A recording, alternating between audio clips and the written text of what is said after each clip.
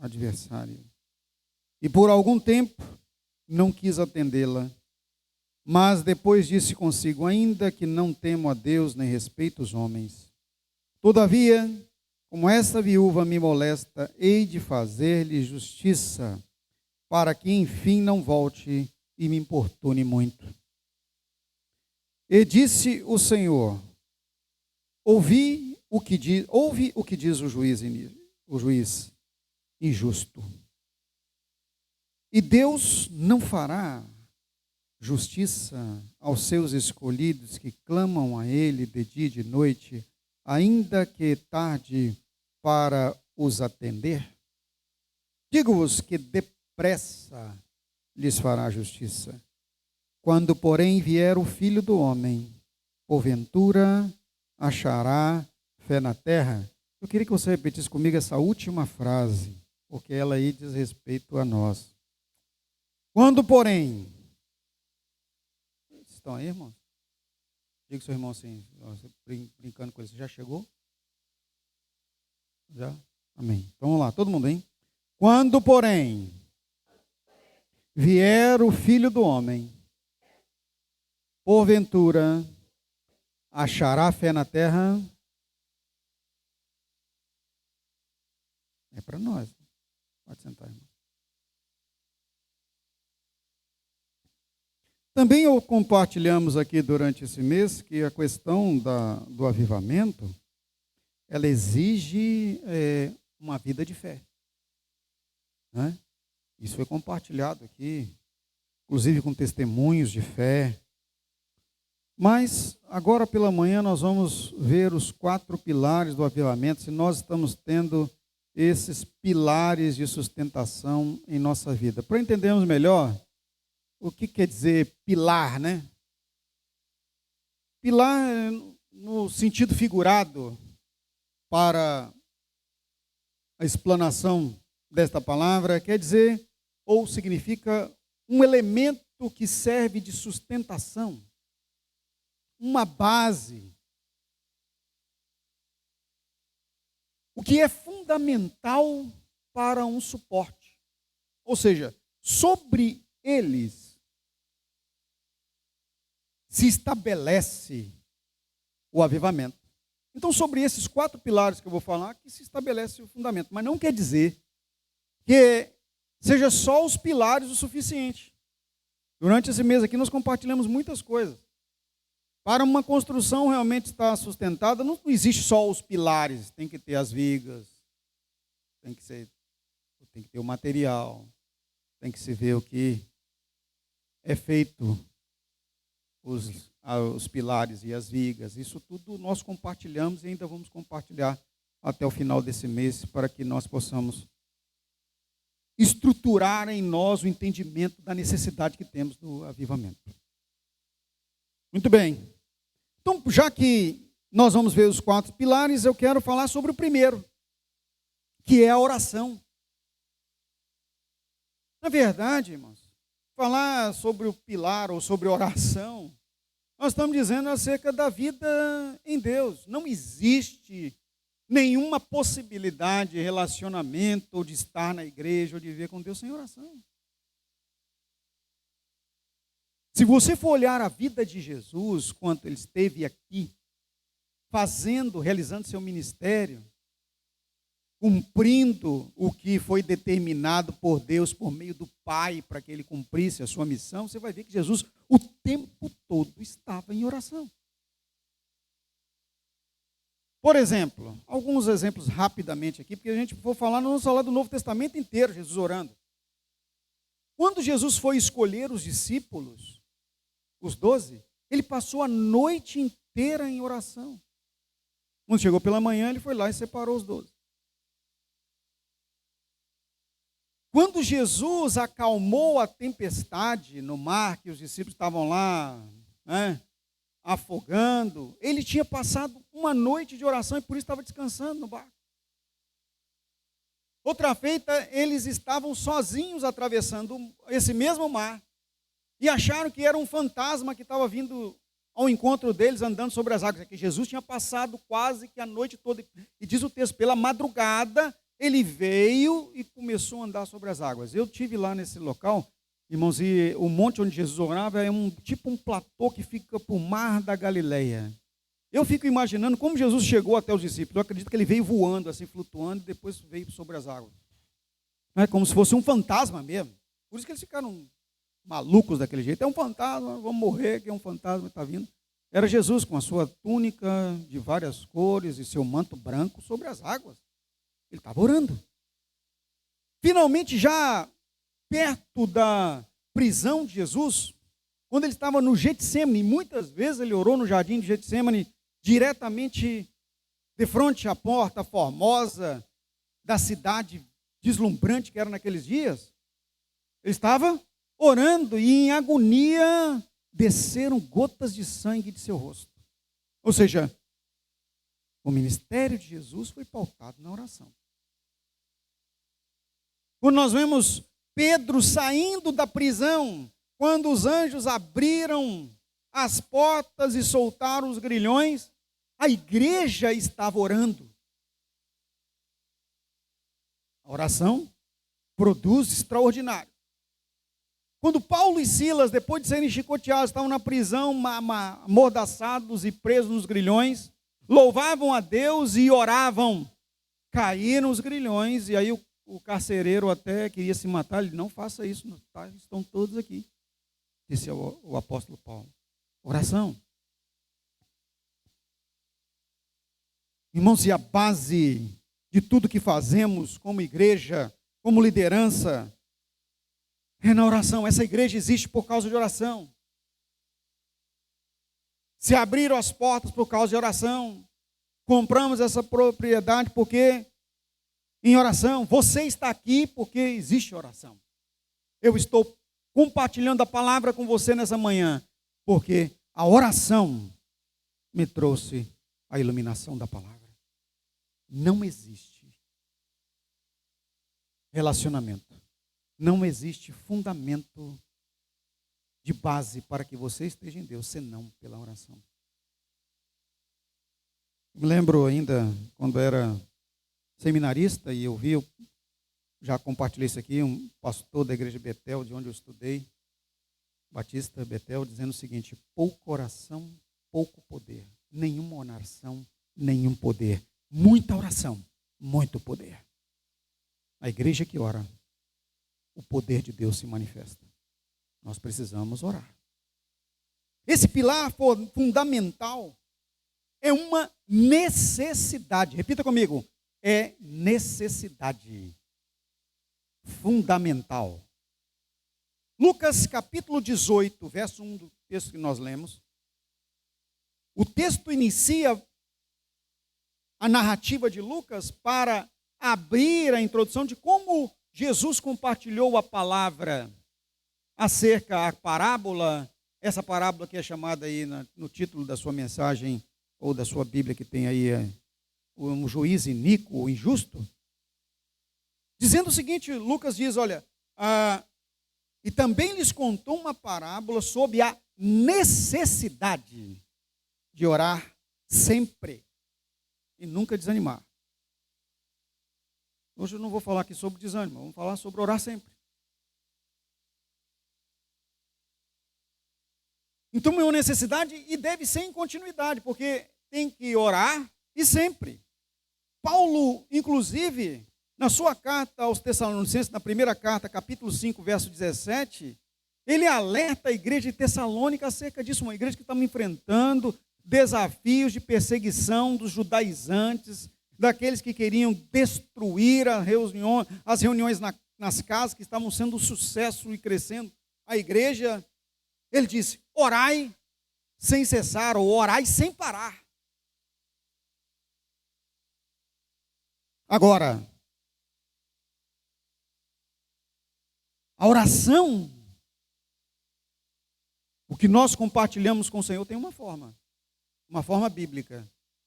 Não é a forma que você quer, é a forma que Deus diz que tem que ser. E nós encontramos isso na própria palavra. Não dá para orar do seu jeito, tem que orar do jeito de Deus.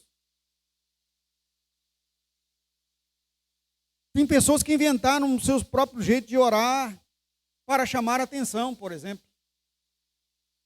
E foram para as praças, nos templos, aquelas orações suntuosas, frondosas, maravilhosas, com palavras rebuscadas e cheia de impostação de voz. Jesus condenou isso. Não, tem uma forma. Quando você orar, vai, abre a porta do seu quarto, fecha atrás de si e ora em seu Pai que está lá com você no seu secreto. Repita comigo, a oração do poder. Irmão, de novo, pergunta ao seu irmão, está aí, irmão? A oração do poder ocorre no secreto. Ninguém precisa saber que você é de oração.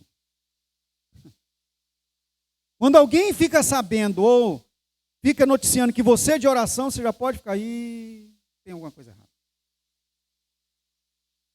Irmãos, não existe propaganda de oração.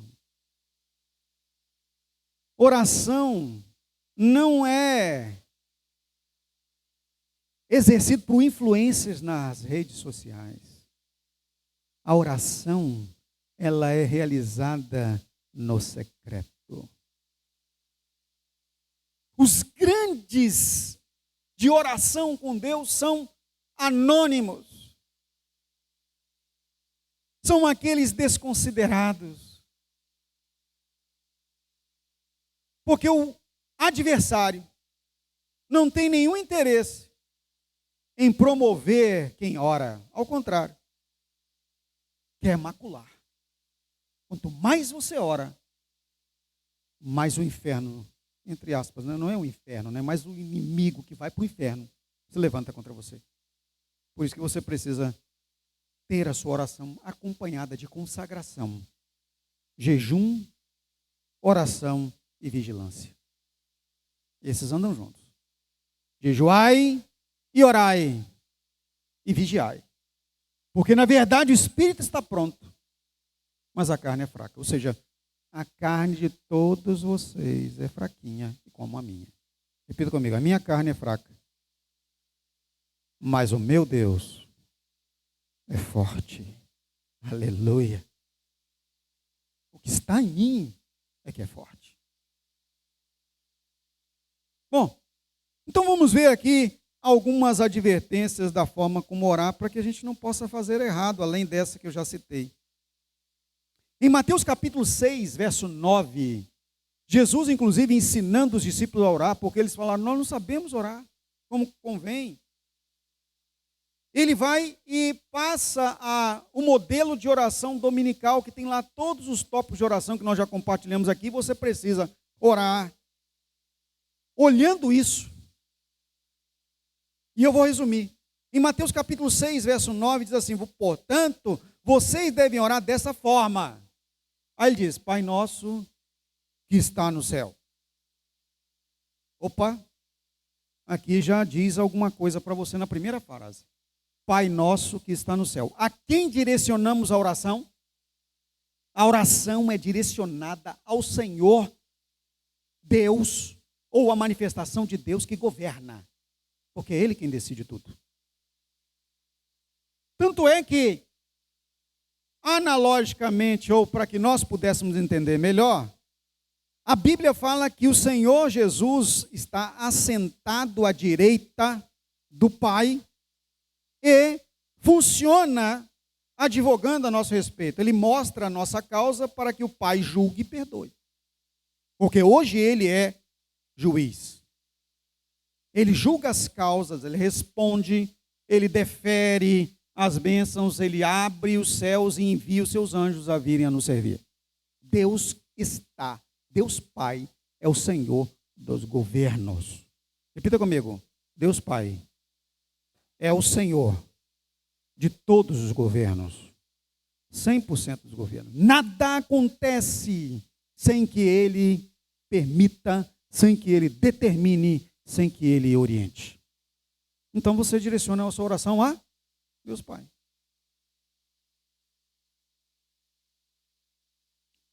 E quando você direciona a oração a Deus Pai, você já tem que fazer também a sua adoração, ou seja, reconhecimento de que o trono é dele, de que ele é o Senhor Todo-Poderoso. Então a sua oração deve ser direcionada a ele e ter adoração. E aí ele diz aqui, santificado seja o teu nome. Agora já começa, depois de você elogiar a Deus, reconhecer quem ele é, a petição necessária para a sua vida de sobrevivência. Olha aqui, Jesus diz, venha a nós o teu reino. Essa petição de venha a nós, Deus está dizendo, céus, desçam sobre mim, esteja comigo, não me abandone. Porque o próprio Deus, lá no Gênesis, já sabia, não é bom que o ser humano esteja só. Então, irmão, se não é bom ficar só, melhor ficarmos acompanhados de miríades, ou seja, milhões e milhões de anjos de Deus e com toda a família dele, a igreja. Quando eu falo, venha a nós o teu reino, eu estou dizendo, Senhor, eu quero estar aonde o Senhor está, quero estar com os seus filhos e estou me rendendo a essa condição. Você ora assim? Devem orar assim. Outra parte, seja feita a tua vontade. Repita comigo, a vontade de Deus. Bem forte, a vontade de Deus. É o quê? Boa, perfeita e agradável. Olha que petição sábia na oração. Seja feita a tua vontade aqui, porque é onde eu estou agora, na terra, como no céu, onde está seu trono. Ou seja, que o Senhor determine e ela ocorra aqui. Essa é a forma da oração. Você não vai orar a Deus a sua vontade. Você vai orar para que a vontade de Deus aconteça na sua vida. Pergunta ao seu irmão assim, é assim que você está orando? Ou você está pedindo, eu quero, eu preciso, eu necessito, faz assim Deus. Eu quero dar uma alertazinha, porque talvez você já sabe disso, só não está colocando em prática, ou já sabe até está colocando em prática, é que não é você quem governa é o Pai que está no trono. Então você não determina a ele o que fazer, você se submete à vontade dele para com a sua vida. Quando isso ocorre, a boa, perfeita e agradável vontade de Deus se estabelece na sua vida. Seja feita a tua vontade, assim na terra como no céu. Qual é a outra parte? Irmãos, o pão nosso de cada dia faz o quê? Dá-nos hoje. Ou seja, você está dizendo a Deus assim, Senhor, eu sou totalmente dependente de Ti. Você sabe por que o pão nosso é que Ele nos dá, irmão? Se você não tiver saúde, você não vai trabalhar. Se Deus não te der inteligência, habilidade, competência, você não vai gerir nada. No mais básico de tudo, se Ele tirar o seu ar agora, você morre. Então, você reconhece que depende dele. Senhor, o que eu me alimento? E hoje nós sabemos, irmãos, que nós nos alimentamos não é só da comida que vai no prato, né? Nós nos alimentamos de tanta coisa. É do ar. São dos sais minerais que estão na água. Tanta coisa que nós nos alimentamos, nos nutrimos emocionalmente da presença da nossa família, né? Dos apoios. Tudo isso que nos nutre é o pão nosso. E você sabe quem promove isso para a sua vida? Seu Pai, que está no céu, e você deve peticionar a Ele. Pede a Ele. Agora começa a parte mais difícil, né? O pão nosso de cada dia nos dá hoje e faz o quê? Perdoa-nos os pecados. Perdoa-nos os pecados. Agora aqui eu quero abrir um parênteses. Quando nós falamos perdoa os pecados, não é a multidão de pecados, não. Jesus deu um modelo de oração. Quando você vai pedir perdão dos pecados, você precisa nomear o nome dos pecados, porque pecado tem nome. Você precisa fazer a forma que a palavra de Deus fala. Precisa falar com Ele. E para você ser curado, precisa confessar os seus pecados uns aos outros. A confissão é necessária nessa parte da oração. Você fala com Deus e confessa com seus irmãos. Você fala com Deus e compartilha com seus irmãos. confessai as vossas culpas uns aos outros e orai uns pelos outros, para que vocês sejam curados. Tiago 5,16. Não dá para fazer do seu jeito. Não dá para esconder pecado embaixo do tapete, irmão. A vida de oração é uma vida de transparência, luminiscência. Isso quer dizer o seguinte: o raio, a luz de Deus brilha por meio de você. E só vai brilhar se o pecado for aniquilado, for disperso. Espargir o sangue de Jesus sobre você para te lavar, pois o sangue de Jesus Cristo, seu Filho, nos purifica de todo pecado. Perdoa as nossas ofensas, nossas dívidas, nossos pecados. E aí vem. Estão lembrados? Assim como nós perdoamos as pessoas que nos fazem mal, as pessoas que nos devem, as pessoas que pecam contra nós, as pessoas que nos machucam. Atenção, as pessoas não são nossas inimigas. Elas são, às vezes, instrumentos usados pelo inimigo. Mas a nossa luta, como diz Efésios 6, não é contra a carne e o sangue, mas é sim contra os principados, contra as potestades, contra as hostes espirituais da maldade nas regiões celestiais. E quando nós estamos orando, a nossa visão é aberta. E percebemos que a nossa luta não se dá contra as pessoas, mas contra o inimigo que está usando as pessoas. Então eu quero que você levante sua mão assim comigo. Pode qualquer mão, esquerda, direita, diga: Senhor, me ajuda a não ser usado pelo inimigo contra meu irmão. Porque o diabo não vai usar outra pessoa, não, vai usar você. Caiu a ficha aí daquele orelhão velho. Se nós não abrimos olhos, nós ficamos orelhudos, espiritualmente. O diabo, queridos, não vai usar o ímpio não, contra você não, porque o ímpio já é dele, você já sabe que é usado. Agora, pega muito mesmo e te arrebenta quando o diabo usa alguém que você não espera. Pior, quando usa você mesmo contra outro. Tem vezes que o diabo usa o marido contra a mulher, contra a esposa. Cuidado aí, viu, maridos? Não serem usados. Mas também tem vezes que o diabo usa a mulher contra o marido. Tem vezes que usa os filhos contra o pai. Tem vezes que usa os pais contra os filhos. Tem vezes que usa a sogra, misericórdia. E essa então usa mesmo. Viu, Mônica? Cuidado, viu? Usa o sogro. Usa quem você não espera. Quem você acha que é seu aliado, seu amigo, seu chefe, seu colega. Irmãos, o diabo é astuto e mau. Não tem dó de você.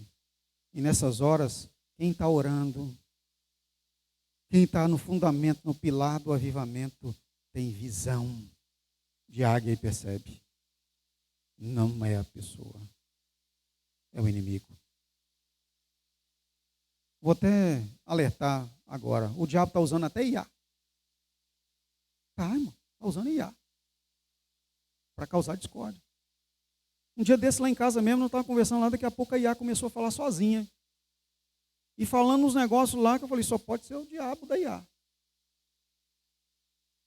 Falei, que IA demoníaca, rapaz. E trazendo discórdia mesmo. Tem que tomar cuidado. O diabo usa aquilo que você não espera. Agora então que as coisas estão todas estampadas, porque a maioria das pessoas coloca tudo nas redes sociais, para todo lado, o diabo está usando. E se nós não tivermos atenção, pode usar a nossa vida para escandalizar alguém. Por isso que a oração nos ilumina no sentido de que o Espírito Santo vai dizer a você, não faz isso, não faz aquilo. Você está em contato com Ele, Deus está direcionando, dando ordens, Ele é o governo, e você vai ouvindo. E evita criar inimizades, problemas que depois só serão acertados por meio do arrependimento, da confissão e do pedido de perdão, é lógico. Pedido de perdão, arrependimento, confissão.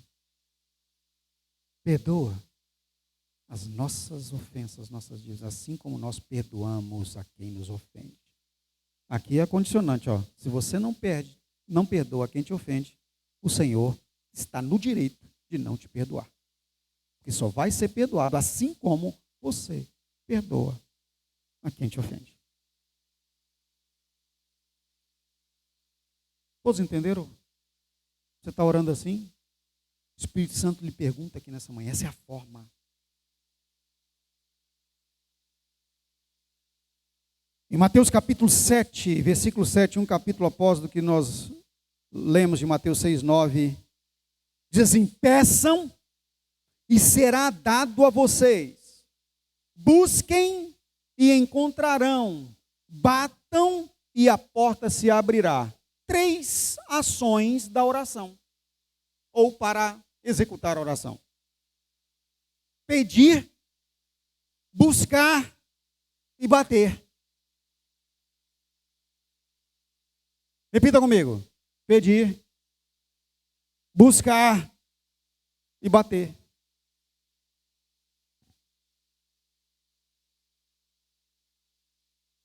Eu aprendi com isso, irmãos, quando eu peço, eu busco, eu bato, eu tenho sucesso na oração. Porque é como Deus diz que temos que tornar a nossa oração eficaz. No Salmos de número 145, verso 18, a palavra de Deus nos dá a certeza de que nós vamos ter sucesso na oração, porque diz assim, ó: perto está o Senhor de todos que o invocam, de todos que o invocam em verdade. Olha que legal. Então eu descobri o seguinte: a sua resposta à oração está perto se Deus estiver perto de você.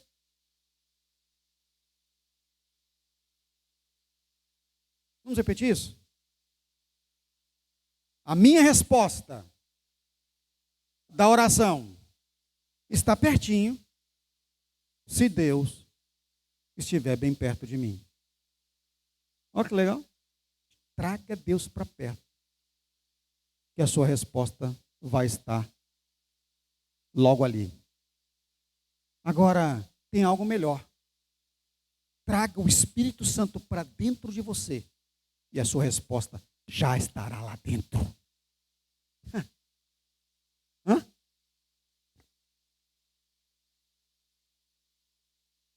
Amém? Então a oração é condição indispensável. Fundamento basilar. O outro fundamento basilar, e irmãos, nós sabemos todas essas coisas, não é verdade? Estou pregando novidade? Não. Mas nós esquecemos. Segundo pilar é a palavra. Mas aqui não é a palavra, o livro, é a doutrina explicitada no livro, a palavra de Deus, a Bíblia. A doutrina. Irmãos, atenção aqui. Doutrina não é não corta o cabelo, não é não usa bermuda, não é não joga futebol, não é isso, nem aquilo, não. Doutrina são os ensinos da palavra de Deus, dispostos de forma, vamos dizer, organizada, para que nós possamos entender. O Espírito Santo explana a doutrina. Homens de Deus inspirados pelo Espírito Santo falaram a doutrina. É a própria Bíblia que diz isso. Então a doutrina, ela é lei para nós. No Salmos de número 119, Salmos de número 19, versículo 7, diz assim: a lei do Senhor é o quê? Perfeita e refrigera a alma. O testemunho do Senhor é fiel e dá sabedoria aos simples. E eu, quando estava lendo esse verso, inúmeras vezes, na última vez agora que eu preparei essa palavra, que o Espírito Santo me iluminou esse texto, eu falei, é para mim. A lei do Senhor dá sabedoria aos simples. Sou eu. Não tem ninguém mais simples do que eu. Sei nada. Pequenino, que a vida está passando tão rápido. Um simples. Então é para mim, Senhor.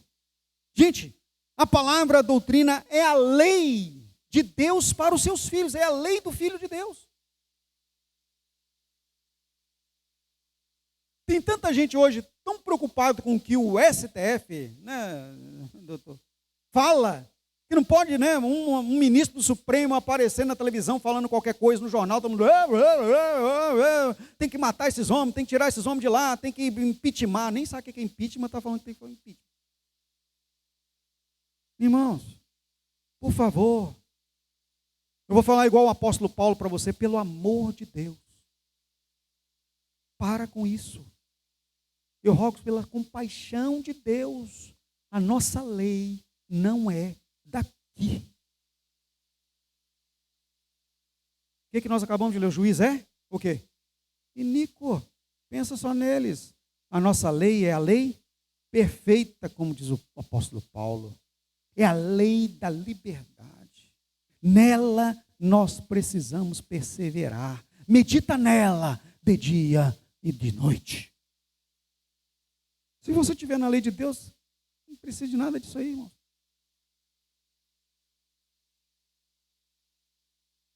A minha profissão acaba. A profissão do irmão ali acaba. Né? Principalmente para a igreja. Nós já temos advogado fiel. Tem até gente cantar, advogado fiel. O meu Senhor é fiel. Lógico que na música lá, eu acho que eles não sabem muito bem o que é advogado, não, canta os negócios meio errados, né? Porque o advogado que vai julgar a causa, não existe isso, irmão. O advogado apenas argumenta acerca da causa. Quem julga é o juiz, é o Senhor dos governos. Hoje Jesus não está julgando, não. Ele vai julgar quando ele vier no final, e a palavra de Deus diz, ele virá agora como juiz, com vara e o cetro para julgar as nações. Hoje ele é advogado. E tem uma coisa fantástica na justiça que a maioria das pessoas não sabem, é que não existe hierarquia entre advogados, juízes e promotores. Não existe. Né? Lá eles colocam aquele negócio de um assentado mais alto ou sentado mais baixo, mas está errado. Esse negócio lá dentro, o negócio pega, né, doutor? É igual. Para aí. Eu tenho a minha parte, você tem a sua. A mesma coisa no reino de Deus. Jesus não é menor do que Deus só porque ele está advogado. Não, ele é igual. Só que ele tem uma função. O Pai tem outra, o Espírito Santo tem outra. Deu para entender? Então, dentro disso, irmãos, nós vamos crescendo espiritualmente para entender. A palavra de Deus é que nos governa, é a lei que nós precisamos conhecer. Existe uma máxima acerca da lei, é que ninguém pode se excusar de seu conhecimento. Olha só, imagina você chegar diante do juiz, ou no seu depoimento lá deu um problema, e você não sabia que existia essa lei. Ninguém pode dizer isso. Sabiam disso? Ninguém pode. Eu já vi muita gente, desculpa o termo aqui, vou usar para um termo que você sabe, se lascando, se dando mal. Porque chegou lá e falou, não sabia que existia essa lei, não. E o advogado, tadinho, fraquinho, não me ensinou, não soube defender e deu lá o problema. Porque ninguém pode se excusar do conhecimento. A lei está aí para todo mundo conhecer. Você sabia que você tem acesso direto a todas as leis? Código de Defesa do Consumidor, Direito Civil, outros códigos aí como Código Nacional de Trânsito, tudo para você saber o que você tem que obedecer. Tudo detalhado, porque a nossa lei é chamada lei positivada. Vai uma aulinha de direito aí. Tem que estar tudo escrito. Se não tiver escrito, você não tem que obedecer nada. Agora, se tiver escrito, você tem que observar. Para nós que somos advogados, código de processo. E vai lá. E todo mundo aí hoje falando é da tal da Constituição Federal, que ninguém sabe o que está escrito lá, porque ninguém lê. Que brasileiro, né? Não gosta de ler. Quem já leu a Constituição Federal? Que levanta a mão, irmão. Só eu e o doutor ali, né? E mais alguns aí que estudam direito. E a maioria não lê. E você não pode dizer que não sabe. Aí, atenção, isso aqui eu vou trazer para a palavra. A nossa lei ninguém vai poder chegar diante de Deus e dizer: eu não sabia que estava aí. Está aqui. A lei perfeita, a que refrigera, a que traz alívio à alma. Irmãos, quem lê a palavra e a observa não tem depressão, não tem problema algum, porque a palavra refrigera a sua alma. Eu vou dizer para você, eu nunca tive depressão. E olha que eu tinha tudo para ser depressivo. Perseguido desde que nasci. Odiado desde que me entendi por gente. Até dentro da minha casa. Em todos os lugares onde trabalhei, sempre fui perseguido. Mas a lei que refrigera a minha alma, eu sei, meu Deus é fiel. Eu nunca estou sozinho. Repita comigo você. Eu nunca estou sozinho. Diga ao irmão que está próximo a você, você nunca está só. Só que cuidado, tá, irmãos? Ou você está com o Senhor, a lei que refrigera a sua alma, ou você não está sozinho também, está com outro, né? Sai em nome de Jesus da sua vida. Sai para lá, cão. Não é isso? Irmãos, agora não tem nada a ver, mas vou abrir um parênteses para contar um testemunho. Problema do cão. Irmãos, o cachorro, o cão, representa o diabo, é terrível. Ontem eu estava na minha bicicleta, todo domingo tem falado da bicicleta. Quando eu passei em frente ao aeroporto antigo, estou andando na maior tranquilidade, numa velocidade que eu gosto, ali já estava chegando e tal. Aparece atrás de mim um cachorro, eu estou exagerando um pouquinho, mas na minha visão, olhando para trás, era quase desse tamanho, mas eu acho que ele era desse tamanho. Mas ele estava vindo na minha perna. A única coisa que eu pude dizer: sai, Satanás! É assim que o diabo faz, mano. O cão, terrível. Eu estou indo agora, mas meu coração já estava no acelerado, que eu já estava já mais de 40 quilômetros pedalando, irmão. Ali acelerou, foi quase saiu pela boca. Graças a Deus. E quando eu gritei, ele desanimou. Pelo grito.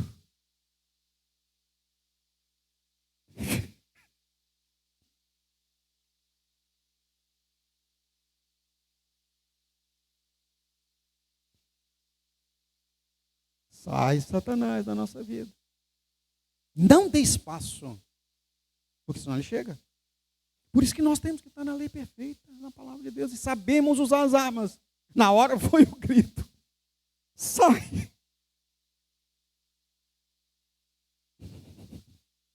Nada a ver. Agora você me recompor.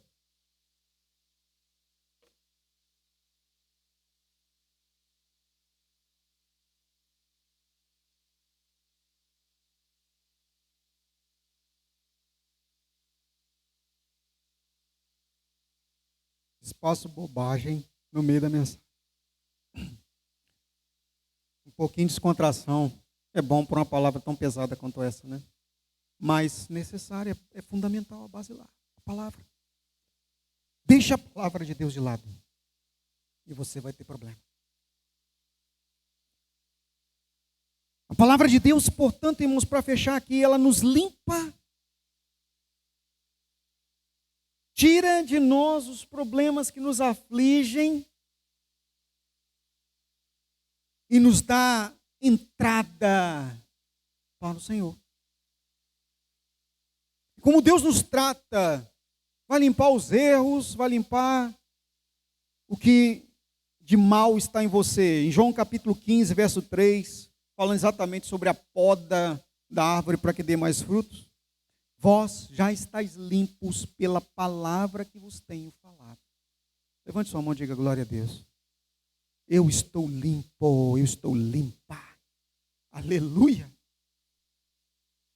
Pela palavra, que a palavra é água que nos limpa. Por fim, a própria palavra também é a arma da nossa guerra. Irmãos, foi exatamente com a palavra que Jesus combateu o diabo na tentação. Quando diz lá, se tu és o Filho de Deus, manda que essas pedras transformem em pães. Jesus usou a palavra, nem só de pão viverá o homem, mas de toda a palavra que sai da boca de Deus. Colocou no pináculo do templo, joga daqui abaixo, usando a palavra contra ele, porque vai dar ordem aos seus anjos. Não tentará o Senhor teu Deus. Jesus usou a palavra. Efésios 6:17, eu já citei Efésios 6 aqui. Tomai também o capacete da salvação e a espada do Espírito, que é a palavra de Deus. E a espada do Espírito não é para ficar no livro, é para ficar na sua bainha, é para ficar na sua vida. Então, é o que o Salmo 119 diz, verso 11. Salmo 119, 11. O quê? Eu guardei a tua palavra no meu coração para eu não pecar contra ti. Salmo 119, 11. Terceiro pilar. Vou acelerar um pouquinho. O pilar da adoração. Já falei da oração, da doutrina, que é a palavra, e agora da adoração. Irmãos, nós falamos aqui sobre a forma da oração, e a adoração é reconhecer a Deus no lugar dele. E não adianta, aqui um alerta para você, não adianta, não vai mudar nada se você não reconhecer. Ele está no lugar dele, e no lugar dele ele nunca sairá, pois é o lugar dele, ele é Deus, e ponto. Pode questionar porque ele nos deu liberdade, problema é seu se você questionar o lugar de Deus e a soberania dele. Mas ele vai continuar soberano e vai estar no lugar dele. Tem gente que fica, por que Deus? Eu acho que Deus, não importa o que você acha, nem o porquê que você está confabulando. Serão palavras vazias sem efeito. Deus está no seu santo trono, diz a Bíblia, e deve se calar diante dele toda a terra. Não importa. Diante dessa premissa inabalável, nós precisamos reconhecer o nosso Deus. O salmista, no Salmo de número 150, verso 6, ele diz, tudo quanto tem fôlego, adore, louve ao Senhor. Adorai ao Senhor, em outra tradução diz, louvai ao Senhor. Tudo quanto tem fôlego, ou seja, ser humano, animais, vento, porque fôlego é vento, tudo quanto tem fôlego, louve ao Senhor. As folhas das árvores, tudo. Não é opcional, é obrigação. Reconhecer a Deus não é opcional. Para com isso. Você não tem escolha. Você não pode dizer quando vai adorar e quando não vai adorar. Não dá. É obrigação, é dever. Então comece a consertar aí sua vida, porque tem muita gente dizendo que não, agora eu vou trabalhar. E aí vai trabalhar exatamente nos horários determinados para o corpo de Cristo se encontrar e adorar em conjunto. Está em pecado. Eu vou ficar em casa porque eu estou cansado. Está em pecado. Porque não é opcional. É obrigação.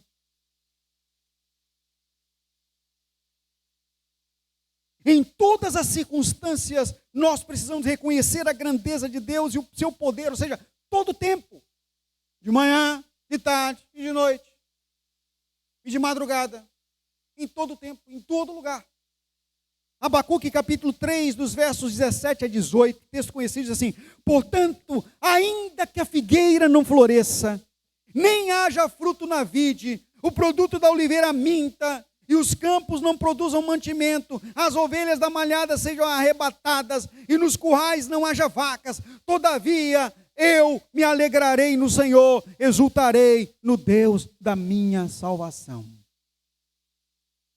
Pode te faltar externamente todas as coisas, só não te pode faltar internamente reconhecimento da soberania de Deus e adoração na sua vida. Você pode estar sem alimento na mesa, o que nunca vai acontecer com o justo. Mas quando você adora, o céu está em você, está sobre você. Então, virá alimento para a sua mesa. É só a gente lembrar de Elias. Estava lá, mas ele tinha uma coisa quando ele estava orando. Senhor, poxa, eu vim parar aqui nessa caverna. Todo errado, né? Mas tu és o Senhor. Aí os corvos foram lá e levaram. Corvo, urubu, levou comida para ele. Quantos testemunhos nós temos? Eu mesmo.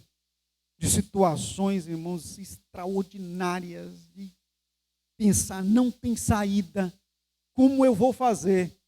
E o recurso aparecer. Porque o Senhor é nossa subsistência e sobrevivência. Quando eu adoro, o Senhor está comigo. Quando eu adoro, eu abro a condição para que o céu me sustente. Adore, adore, adore. Diz a música, né? Adore, adore, adore, adore. E pronto, e você vai adorar. A nossa vida, portanto, tem que ser 100% adoração. No Salmo de número 71, 8, o salmista ora a Deus para que ele consiga adorar mais. Olha que interessante isso. Eu achei fantástico. Até então não tinha percebido isso. Já tinha lido várias vezes, mas ele ora ao Senhor dizendo: encha-se a minha boca, Senhor, do teu louvor e da tua glória todo dia. Ou seja, Senhor, me ajuda a te adorar ainda mais. Ele entendeu qual é a situação. Repita comigo. Quanto mais eu adoro, mais Deus age a meu favor. Irmãos, olha que simplicidade isso. Está ruim? Não reclama. Adore. Está dolorido? Não chore. Adore. Está desesperador? Não olhe o vento, o mar balançando. Olhe para o Senhor, que está junto com você, no mesmo lugar. E adore. Ele vai acalmar o vento. Ele vai tranquilizar a tempestade. Você canta isso, mas na hora de colocar na prática, esquece tudinho. Esse dia mesmo está passando lá no nosso carro lá. É ele que acalma o vento, é ele que alivia a tempestade. Tal. Bonitinha a música, mas na hora da prática não é muito bem assim que você faz. O quarto pilar, nós falamos sobre oração, palavra, doutrina, adoração. Agora vem esse que é o mais difícil de colocar em prática. Repita comigo. Intimidade. Comunhão com o Espírito Santo. Lembra do domingo passado? A comunhão com o Espírito Santo só vai existir se você for para a cruz. De baixo para cima, não de cima para baixo. É você quem busca. Buscar-me-eis e me achareis quando me buscarem de todo o vosso coração. Você busca a Deus, comunhão, e se relaciona com seus irmãos. Em nome do Pai, do Filho e do Espírito Santo. Isso aqui é muito bonito, isso, irmão. Quem dera se a gente tivesse entendimento disso. A gente não faz porque a gente... Não sou católico, não. Tem alguma coisa errada nisso? Não. Ao contrário. Só que o pessoal faz isso aqui e não sabe o que está fazendo. Mas essa é a oração que dá à sua vida determinação que você está sob o governo do Pai, do Filho e do Espírito Santo. Você está na cruz. Por isso foi criado esse sinal, que marca o cristianismo desde os seus primórdios. Mas isso não pode ser uma reza, não pode ser simplesmente uma aparência. tem que ser essência. Deus em sua vida. A sua vida está em nome do Pai, do Filho e do Espírito Santo. Mente voltada para o Pai. O Espírito Santo cuidando dos seus ombros. E o Senhor Deus dentro do seu ser. Só que fazem isso por simplesmente, sei lá.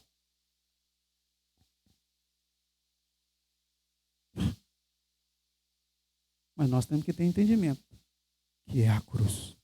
Irmãos, sem a cruz, nós não seríamos nada. Não estou falando do madeiro, eu estou falando da ação de Jesus em se permitir, em se colocar na cruz, a favor de nós.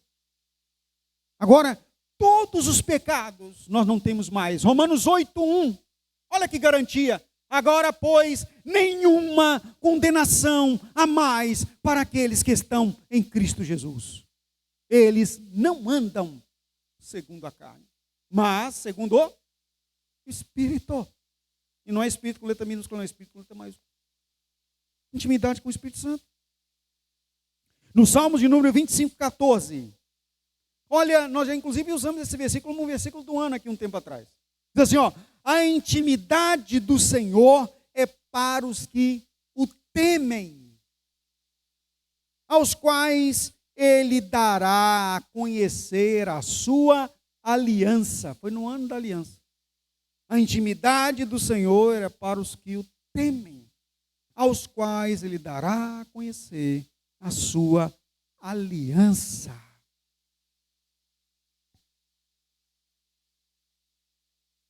Fechando.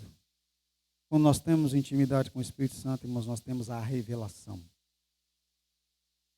Nós temos o entendimento acerca das coisas, dos mistérios, da obra, da vida de Deus em nossa vida.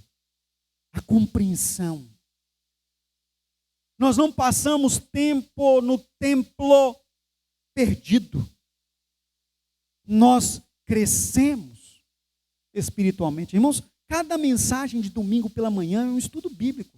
Você devia estar com uma canetinha anotando, depois você deveria ir para o YouTube, lá, né? É lógico que hoje eu falo da canetinha, mas tem gente que tem um tablet, né? Anota tudo, grava tudo. Sabe por quê, irmãos? Isso aqui é nutrição para a sua vida.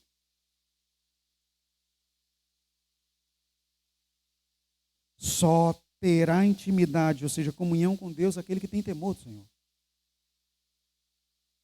O sábio Salomão, falando sobre o temor do Senhor, ele diz que é o princípio de 100% da sabedoria. É de toda a sabedoria. É o princípio. Aqui nós podemos entender a palavra princípio em dois sentidos. De ser o início e de ser também o que guia. É o temor do Senhor. O que é temor do Senhor? É ter medo de Deus? Não, irmãos. Temor do Senhor é reconhecimento, respeito, cuidado com a pessoa de Deus. E aqui quando fala temor do Senhor, está falando de Deus Pai, Deus Filho e Deus Espírito Santo. A Trindade, não só Deus que manifesta para nós. Temor de Deus não é você, ai Deus, vai cair um raio na minha cabeça. Não, irmãos, é. O que adianta isso se você não obedece? Temor é obediência, honra, reconhecimento de quem Ele é e quem você é. Ele é Pai e nós somos os filhos. É como o adulto em sua maturidade, quando chega na maturidade, reconhece. Bem que dizia meu pai. Mas os adultos aí já começaram a reconhecer isso aí. Meu pai, minha mãe.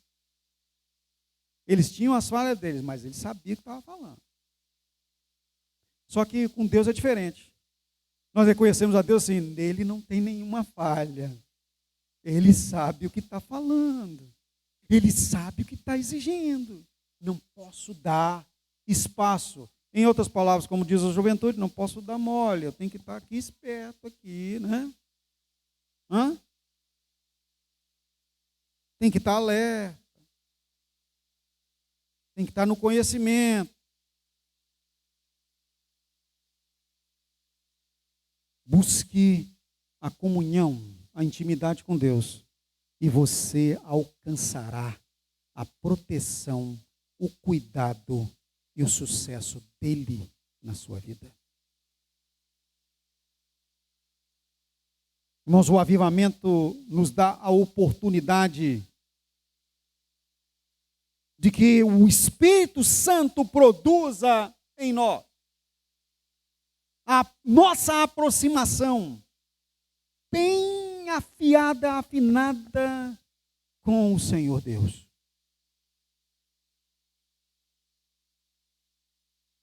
É a oportunidade que nós temos. Oportunidade que não podemos perder, que temos que aproveitar. Em cada subtema deste ano, Deus está trabalhando conosco para nos aproximar mais dele e nos avivar, nos elevar a estar com ele mais e melhor, ou seja, mais tempo e em mais qualidade. Que Deus nos dê a oportunidade de falar mais acerca disso durante esse mês, mas aproveite hoje, agora. Vamos colocar de pé em nome de Jesus.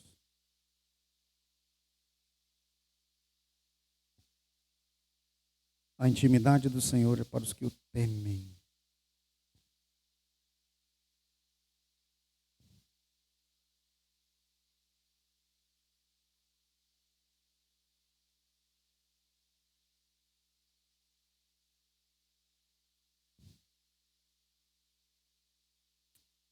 Senhor meu Deus, eu te agradeço por nos falar nesta manhã pela tua palavra sobre esses 4 pilares aqui que o Senhor vem descortinando, levando-nos ao amadurecimento nesse entendimento. Nos ajude nisso, Senhor. Abra ainda mais a nossa visão. Nos oportunize, Senhor, a chance de ver ainda mais do teu cuidado, da tua vida em nossa vida. Em nome de Jesus. Olha, pastor, eu preciso melhorar, eu preciso crescer, mas eu preciso estar avivado, porque a ausência de ânimo, porque avivado está vivendo no Senhor. A ausência de ânimo, que é o desânimo, quer dizer, sem vida, tem se manifestado muitas vezes em mim. O Espírito Santo está te dando a oportunidade de você fundamentar a sua vida nesses 4 pilares, e você pode decidir isso nessa manhã. Então, enquanto nós louvamos, eu quero orar com você. E aí você vem à frente, como nós fazemos, sempre para tratamento de nossa vida. Ah, mas eu vou lá na frente um monte de vezes. Não tem problema nisso. Quanto mais vezes você vier, mais você está dando oportunidade para Deus trabalhar com você. É isso que você está demonstrando que quer. Quanto mais perto do altar, mais unção. Nós vamos louvar o Senhor. Oportunidade franqueada. Iremos ungir, como diz a palavra, orar junto com você nessa manhã, em nome de Jesus. Louvemos ao Senhor.